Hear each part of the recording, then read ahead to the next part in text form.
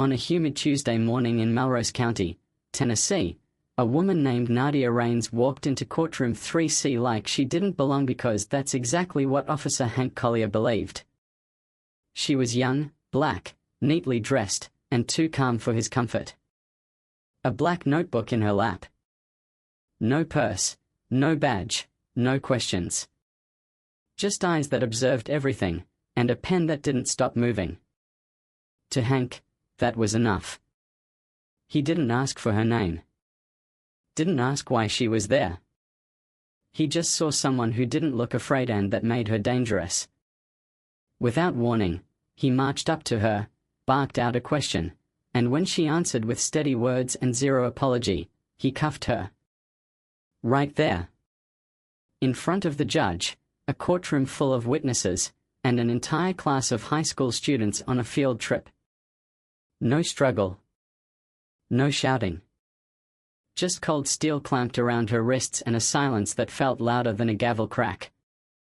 Nadia didn't flinch. She didn't plead. She just looked directly at Hank like she was watching a man dig his own grave. What he didn't know, what no one in that courtroom knew, was that Nadia wasn't just anyone. She was a federal intelligence operative, deep undercover, building a case on the very courthouse she was just dragged out of. And the phone on the evidence table? The one buzzing non-stop? That wasn't a regular phone. That was a Pentagon red line. By the time Hank shoved her into the holding room, he was smirking. You thought you were someone, huh? He sneered, flipping through her things. Taking notes like you mattered. He tossed her phone onto the table with a scoff, just as it lit up again, this time flashing a federal override signal. Officer Elias Monroe, watching from the corner, recognized the symbol immediately. He stepped closer, his voice tight. That's a counterintel device. Not state. Not FBI. Military. Nadia spoke quietly. That call wasn't for me. It was for you. And then the footsteps started, boots on marble, fast and deliberate. The corridor filled with agents before the courtroom even caught its breath. A tall woman in black, badge gleaming, stepped inside. Agent Harper Lynn, Defense Oversight. Release her. Now. Hank laughed. You serious? He asked. But when Harper opened her folder, and a dozen sealed affidavits tumbled out, the room changed. She was investigating civil rights violations in this courthouse. You arrested a federal operative in the middle of a classified operation. Hank's face drained. She didn't say who she was. She didn't get the chance, Harper said flatly. Because people like you don't ask. You assume. The cuffs came off. Nadia didn't look back at Hank. She just glanced at Elias. You still have a choice, she said softly. He didn't know what she meant until he opened her notebook later. Page after page of timestamps, names, falsified reports, evidence he'd walked past for years without seeing. That night, video of the arrest leaked online. No commentary. Just Nadia standing silent, composed, while being led out like a criminal.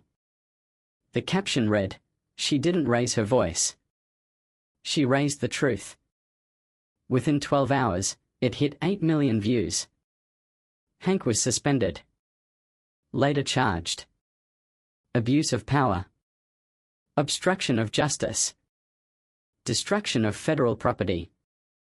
The judge, who said nothing while watching it happen, resigned without ceremony, leaving behind one line: "This bench no longer reflects justice." But Nadia? She didn't speak to the media. She didn't give interviews or post statements. The only thing that surfaced was a classified memo she had once written: "Real power doesn't posture. It waits. And then it exposes." The case she built led to the review of 84 convictions, many tied to officers still active in the county. 3 wrongful imprisonments were overturned in the first week. Within a month, Federal monitors were installed in 5 more courthouses statewide. But the real change happened in silencing the mind of one girl from that high school trip, who printed out Nadia's photo and slid it into her binder. When her teacher asked why, she said, because she looked like someone who could break the system without breaking herself. The day after Hank's indictment, Elias submitted a statement to internal oversight. He included a line from Nadia's own words, scrawled in the margin of her notes: "Dignity doesn't yell. It just refuses to kneel." And somewhere far from cameras, Nadia Raines moved on to her next assignment. No applause. No headlines. Just the sound of her pen scratching truth into a notebook the world had finally learned not to ignore.